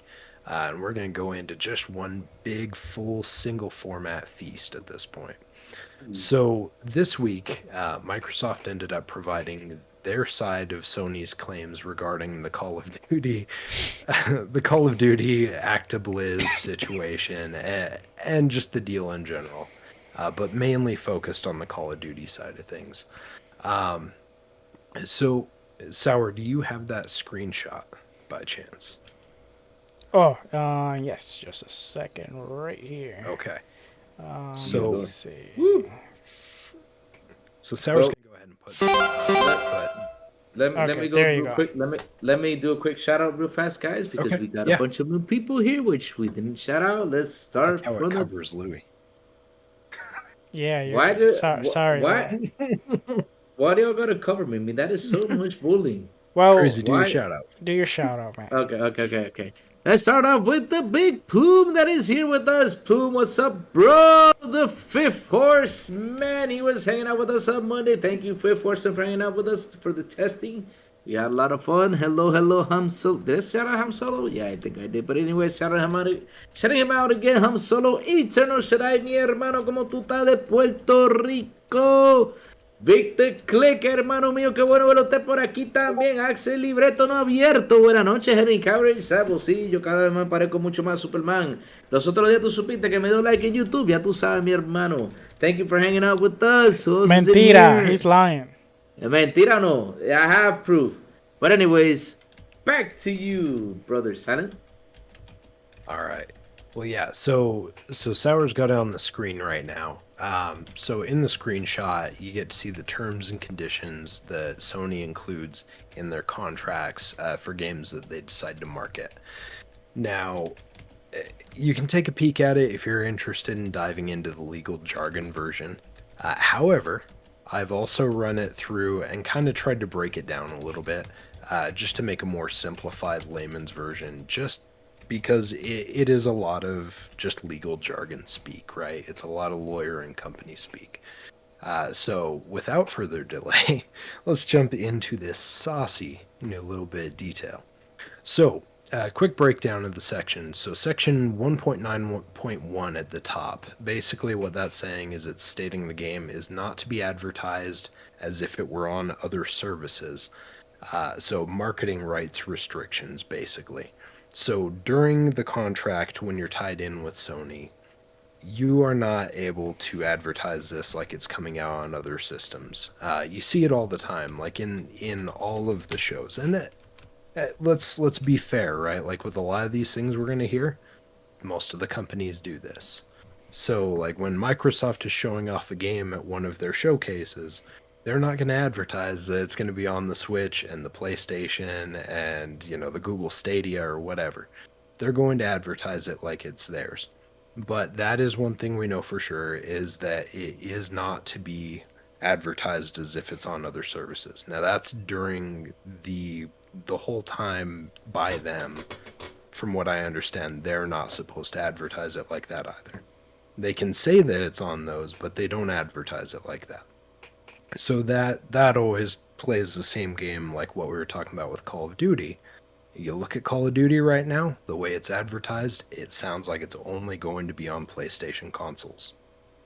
It's meant to do that for a reason. Just like when Microsoft shifts it over, they'll have it as just Xbox. And it encourages people to get into that ecosystem, right? So if you're thinking that it's only coming out for that console. So then the next section we have is section 1.9.2, which is the exclusivity windows. And it allows Sony to determine where the game shows up throughout the SIE ecosystem, whether it be on their PC side of things, whether it be on the PlayStation console directly, whether it's on portable, whether it's on their streaming, whatever. Again, fairly common use stuff. Section 1.9.3 actually goes into the publisher is finally able to shop their game at this point once the initial contract is over, and they're able to try and shop it around outside the SIE ecosystem.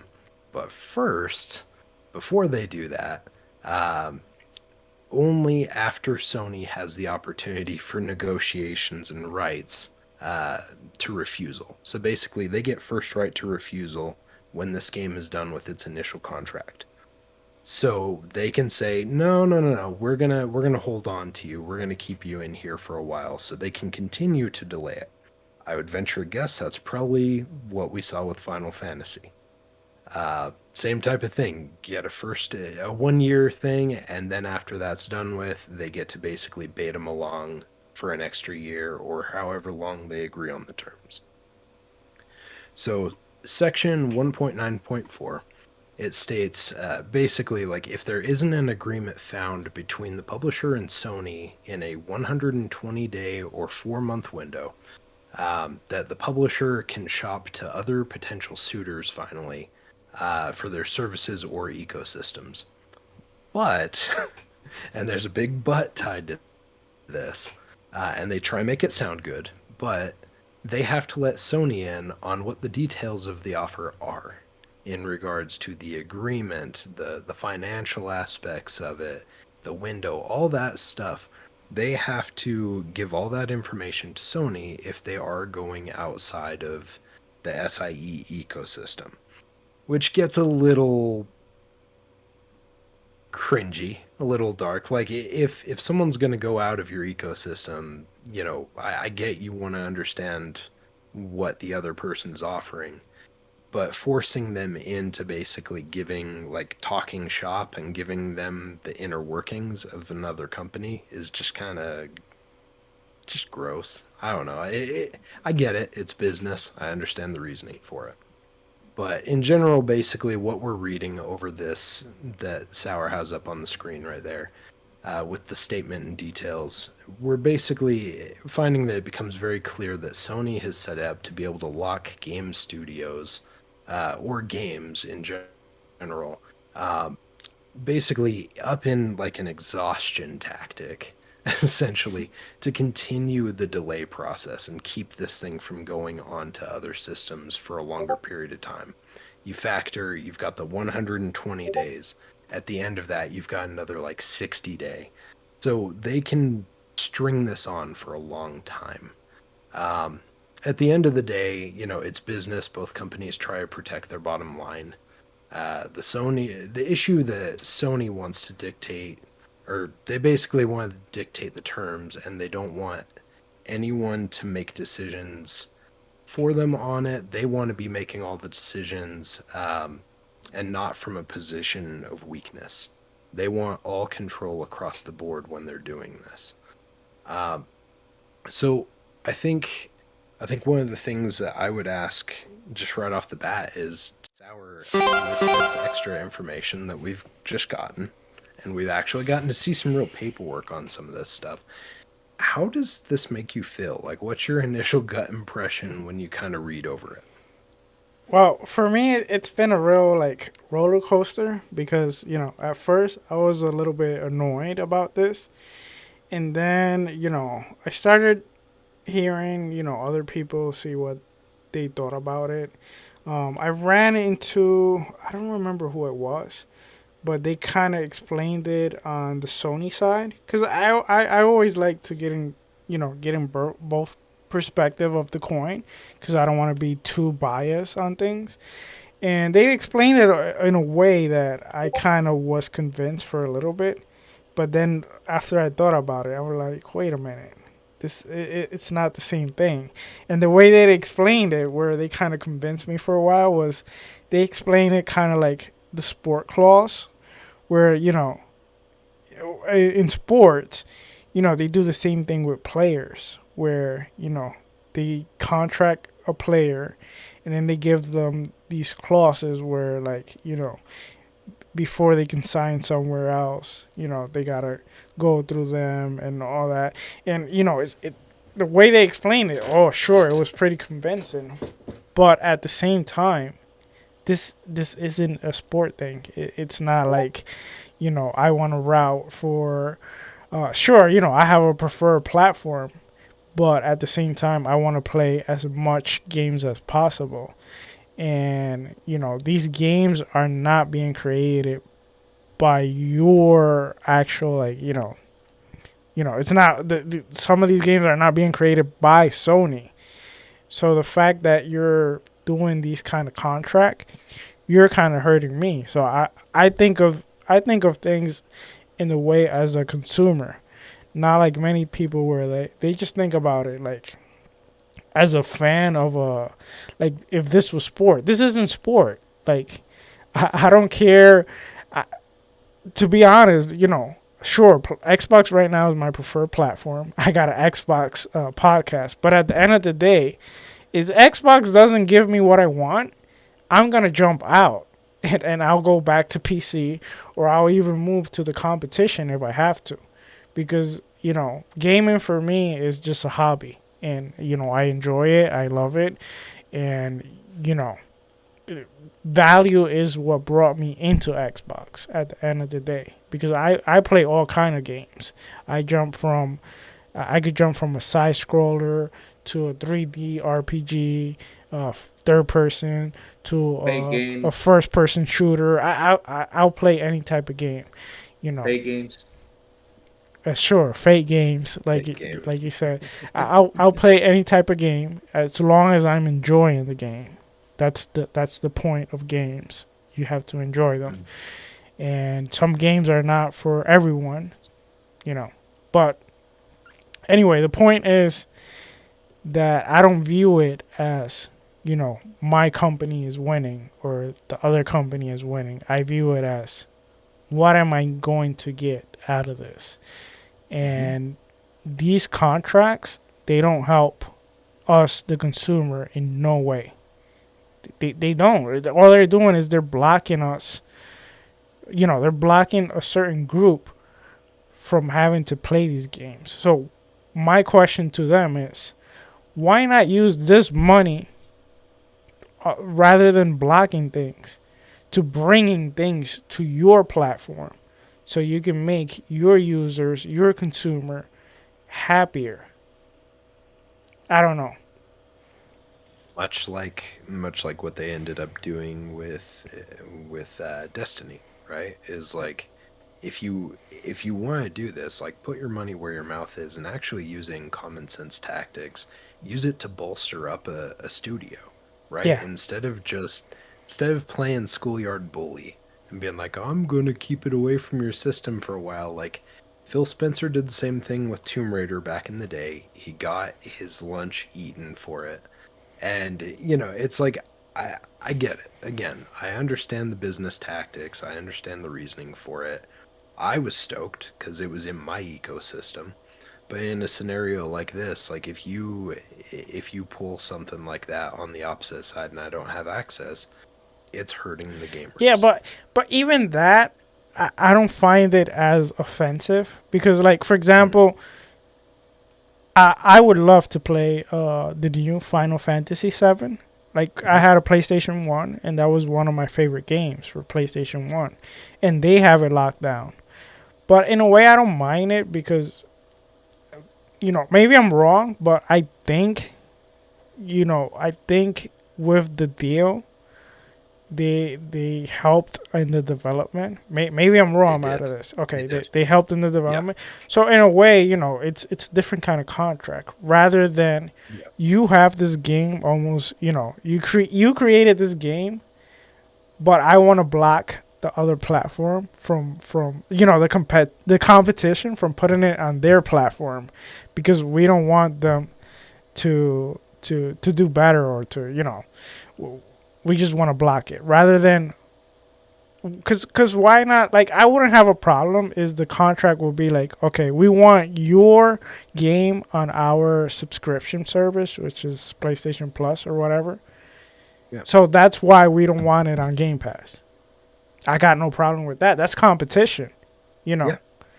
But blocking it to block it, like, who's winning? No one's winning. They're not, their consumer is not winning, and us as a consumer are not winning. The only ones that are winning is the company, and Well, and like you That's the said, company.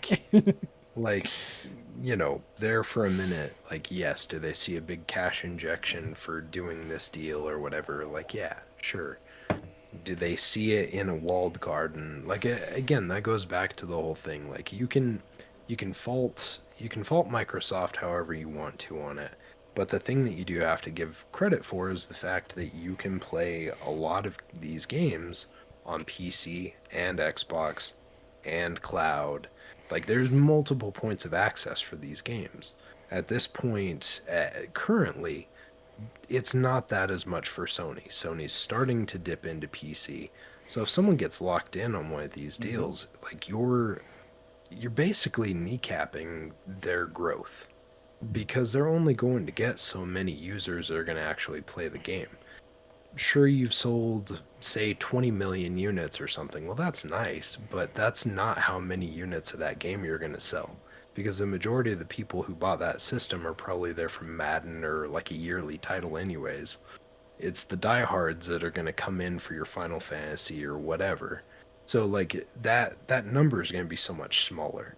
So I feel like locking them into a walled garden like that, securing it up to the point where, like, there's no other option for X amount of time, like that doesn't allow that developer to grow unless the money they're throwing at them is an unholy amount of money and they're able to open up more studios or hire on a bunch of new people. I just don't see how it's a super beneficial thing, you know, for those dev teams, right? But crazy. So in regards to some of this stuff, because obviously we talk about the fact that we've seen Sony's details about this, but do you think Microsoft has the same type of deals set up? Like, do you think their terms are as strict or rigid or stringent, maybe, as Sony's current setup? Let me talk a little bit about history though. Can I say something brief about the history about all the stuff that's going on? No, you can't. We don't have time for history. No, but it's a short, it's little tiny little bit of history. We're just kidding with you. Go ahead, Chris. Okay. Go for it. But Go for it. wait, guys, this thing has been going on since Nintendo. I remember when there's a good documentary called Console Wars, and I remember one of the person that worked in Sega or just a random person just on the documentary said Nintendo told developers that if they made a game in Sega, third party developers, that if they made a game in Sega, they said, nope, you guys are not gonna have another game placed here back in Nintendo. You know, Nintendo had the lead back in the day. They literally told them that. Just to say, hey, you know, if you guys do a game over here, we're not gonna bring you back here, so you guys are screwed. And so that was something that was kind of harsh back in the day. And remember, since we didn't have internet, that didn't go out and stuff like that, you know, as we are now much more informed. But that practice has been going on for a long time. Right now, it's a little bit more kind of like, you know, not as bad as it was before, but it's still going on. I mean, after when I saw that, I was like, I've seen this before, but not in that way that Nintendo did it. This is a much prettier version of it. Do I agree with it? No, that's what Sarah said, because you were talking about games, but here's the thing though. With Call of Duty, each and every year, you didn't get the game blocked. What you got was 1 or 2 content blocked for a whole year, right? And so once that content released on Xbox, you already had a new Call of Duty game, so why the hell are you going to jump back and play that Call of Duty game when you got a new Call of Duty game there, you know? Like, why would I play it? Screw that. I mean, I'm going to jump on my new game. Some people stayed, for example, some people like Black Ops or something like that, they stayed on that Black Ops version and they played it for 2 or 3 years. They didn't want to jump to this one. When Modern Warfare came out, they said, okay, let's jump over here. And yeah, they stayed in that game for a couple years. So but like I said, Sony blocked not only games but also content. With Destiny, I remember when it came out, Sony had exclusive content on some weapons and some armor and stuff like that. That only came out for Destiny on PlayStation. And if Microsoft had the same way, they probably had the same way. They probably did. Like, for example, I remember they played 100 million to get Tomb Raider just to be exclusive for them for a little while. But I don't know what happened after that. I don't know because the details on that contract didn't come out like Sony's did. And like I said, I was saying this before and I'll say it again. When Sony came out on Brazil and they talked about it, they were like, hey, I think this is going to put us, they're going to put people to choose a console. I was like, yeah, what have you been doing for the past couple of years? I mean, you've been doing the same thing. You were using that practice to make people choose consoles. Because if you just putting content of Call of Duty just this for 1 year, not letting Xbox have it, of course you're gonna get people jump over there in PlayStation and say, "Hey, I'll get this content for a year, and I love Call of Duty. I'm gonna go jump over there because we get this every single year." And you're gonna get people to buy the game over there. You're gonna get people to make their library. It's a good way to attract people to it. But you guys have been doing it for a while, so okay, I understand that Game Pass is actually a threat to you guys, but you guys have actually started a service, and why not put your games there? Which probably in the near future they're gonna have to because once Xbox starts releasing all those first party games, right? And that's a list of first party games. I mean, how much are they? Like how much Sour Blow? 50, 60? I don't know Who how many games who they have. who knows how many? Because they Yeah, they have have they them. have they have a bunch that we know that That we know, yeah. they haven't even announced. Announced. So Yep. Yeah. Same thing with Sony, but again, I repeat, when once Microsoft starts releasing those games on Game Pass day one, and they get good scores, and they're actually pretty good, like they did back in 2021. I mean, Metacritic said that these games got actually good scores. It was the year of Microsoft. They got good scores. So, like I said, once these games start releasing on Game Pass, Sony, what are you gonna do? Are you gonna start releasing your games on there? Yeah, you probably will. You're gonna release one or two, but not all of them. Or you're gonna do little by little. And like I said, when Sony mentioned that over there on the in Brazil, I was like, that was not the spot for you guys to talk about that. Seriously, because right now Microsoft has, besides the 68 billion they're investing, right? They already got lawyers working over there. You got accountants working over there. You got people working over there, gathering the information, collecting the information, organizing for the transaction to go smooth. And they're already paying for that besides the $68 billion they paid, right? And you guys commenting on that? That's kind of harsh, right there. You guys should have just talked on the phone.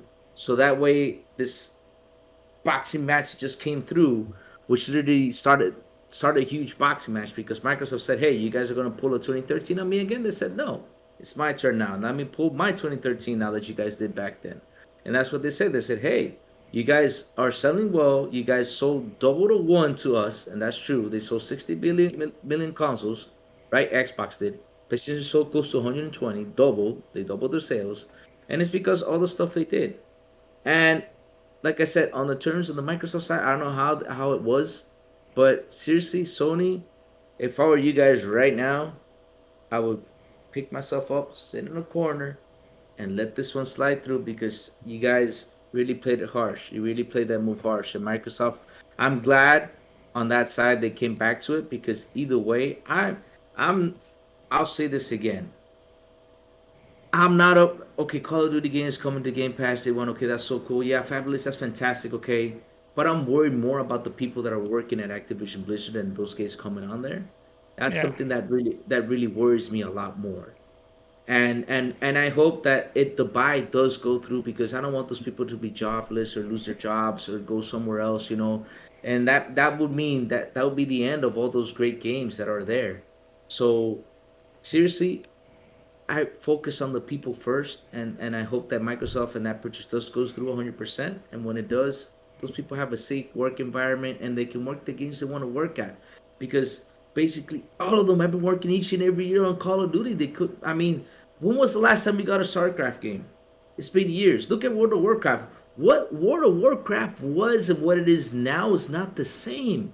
I mean, I see people who love World of Warcraft, and even people got married for playing World of Warcraft. It's insane on how all the cool stuff World of Warcraft used to do. But these guys just went out for the money and they grabbed all the developers and said, "Hey, do this game, do that game, do this game, and that's it. Don't focus on anything else but Call of Duty and this, and that's it." And that's just wrong. And like I said, I rather focus on the mental health of the people and hope that this purchase goes through. And when it does, I hope that that business, Activision Blizzard, gets to a normal stabilized point, is really we need that. We need that. Okay. We need to You get know, that. crazy that history lesson that you just did. It went so long, I could feel my hair starting to Oh, grow. sorry I'm about that. pretty sure I'm gonna actually have to shave my head again once this show is over, because I'm already starting to see like the 5 o'clock shadow. Oh, sorry Oh, So, about that. Sorry about that. Oh, no, sorry but about that. Yeah, yeah. no, oh I no, just, you're good. You I you just had touched a on little a bit. you touched on a lot of really good things. I'm just giving you grief. But Alright. I did want to get Sour in here real quick too to kind of wrap things up before we go into our descent. Um, Sour, obviously, Crazy kind of touched on some of this stuff, but you think if the ABK deal closes, will this be the thing that ends up forcing Sony's hand in regards to going day and date on PS Plus with their game launches? oh, for sure, for sure. And I gotta say this: if you notice at the response of Microsoft, they already threw their jabs there. You know, Yep. so they kind of called them out, and they're like, "Okay, you're complaining about Call of Duty, but if you're relying so much on this game, maybe you should." You know, these weren't the exact words, but basically what they say is maybe you should revisit your strategy and plan better, Yep. and organize better your service, because you have to have a better game plan if you're only relying on this game. And they even said it themselves, maybe you should put your games on Game Pass. And like I said, Phil Spencer is a real gangster. I'm gonna say it again, and I'm gonna keep repeating it. And I think this is all part of his strategy. He's been saving all that all the things that had happened throughout the history, and he knows this is the moment for him to strike back. Yep. He's waiting for this deal to close, and once this deal closes, I think everything is gonna click together on the Xbox ecosystem. We're gonna have frequent games coming, and I think they're gonna be very polished game, because I think they're taking their time. If you look at things like, for example, we have heard people like Jess Gordon. They have already played Avowed. Even if it's an early version. I have heard people have already played Perfect Dark, for example, and many other games. For example, they have already tried, even if it's alpha versions. So that means they're really taking their time. We already talked about how Hellblade, they're taking their time on this game, and they're perfecting the game because they really want to deliver great games. And I think that's how they can really, break in the industry and take that narrative away that Xbox has no games, Xbox doesn't have good games, and it's gonna be an onslaught, I think. So I'm Yeah. For your safety and comfort, please remain seated with your seatbelt fastened until the captain turns off this live stream. On behalf Great. of Xbox International, we'd like to thank you for joining us on this trip, and we're looking forward to seeing you next week at 7 p.m. Eastern Standard Time. Now I leave you with our crazy Where co-pilot, Crazy, for the our outros. our stream froze. Our stream froze. We're frozen. I said, are we buffering? It says Yeah, it looks like we are buffering. But anyway, yeah. it's we're ending the stream anyway, so let's do the outros like this, I guess. Can you guys hear us though? Oh, we're back. We're back. We're back. We're back. We're back. We're back. Hello, hello, hello. Can you guys hear us? See? Yeah, just Can you... just go with the outros, Crazy. All right, all right, all right. Well, I guess we're in the last. Oh, we're back. Did you... Okay, okay. Did you guys hear us at the end or no? I'm sure Okay. they did. I hope they do though, because that would be kind of sad at the end. But anyways, it's time for our outros. Let us begin with the sour one, since he's been sick for a while. Let's start with him. Sour Blow, tell us where people can find you, brother. Oh, well, you can find me in Xbox and in Twitter, SourBlow18. You can also find me in YouTube, SourBlow18. And I will truly appreciate if you go ahead and subscribe there, hit the notification bell. I had a trailer about 2 weeks ago come out, which was a Japan trailer. And this Saturday at 9 a.m., I'm actually have my second trailer coming out. It's going to be based on Redfall. So you won't want to miss that. And, stay tuned. There's trailers coming out. I have, voiceovers coming out. I have a lot of little projects coming out in that channel. So stay tuned to that. And of course, every Wednesday here at Xbox International at 7 p.m. So hit the notification bell here, subscribe, please share, because really sharing the podcast will really help us grow. We're at 400 subscriber. Hopefully, we can hit 500 soon. Yes. And I truly appreciate the chat. The chat is amazing. Always I awesome. really love the community. Sometimes I feel down and I play with people in the community, or I either see the chat and you really guys, you really bring the best on us. Oh man. How about you, our dear Captain Cypher? Where can everybody find you? All right, well, I'll keep it simple, but you can basically find me all over the game side of things. You can find me Xbox, PlayStation, Nintendo, all as Silent Cypher. You can catch me on Twitch, Twitter, all the social medias as Silent Cypher. But most importantly, you can catch me here every Wednesday, 7 p.m. Eastern Standard Time, with my two brothers, Sour Blow and Crazy Goofy Louie, as we do the podcast. And we try and bring a little bit of fun, a little sauce when we can. Yeah. And, just to have a good time together. But yeah, I mean, very much to touch on what Sour was saying too. And it was actually a conversation we had recently with Wandering Dutch, our trusty captain, Captain Dutch. He brought out the fact of, and brought back the point of, like, even if you don't feel sometimes like you're making a positive impact for folks, you never know who's out there listening to you. And for me, that definitely rings as like a positive note for me, like the fact that potentially some of our goofy, silly jokes, our content, are making someone's day, whether they're chatting in the chat or not. That's cool, and it's nice to know stuff like that, and it's nice to keep that in mind. Yeah. Because sometimes, especially with all the drama that we run into in this, and with how real world goes sometimes and life gets, it's hard to think about some of those things. But when you do, it always kind of freshens your approach. So always keep in mind, you may not get a bunch of followers starting off, but you're touching someone in some way with your content. All right. And now it's time for the Crazy Ones outro, where you can find me, guys. Oh, man.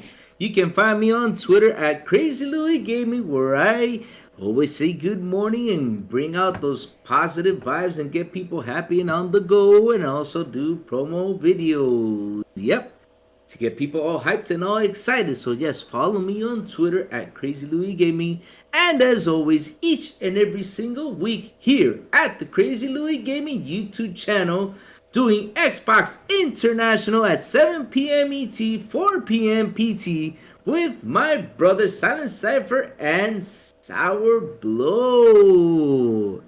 And like I always say, guys, and before I do it, chat, you guys are awesome. You guys are fantastic. You guys kept that chat rocking. And again, thank you for joining us each and every single week. Thank you so much. You guys rock. And remember.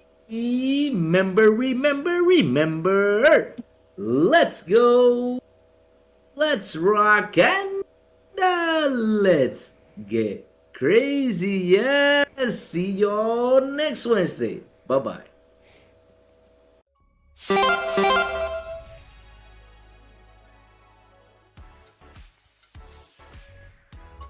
Thank you for listening to the XBI Podcast.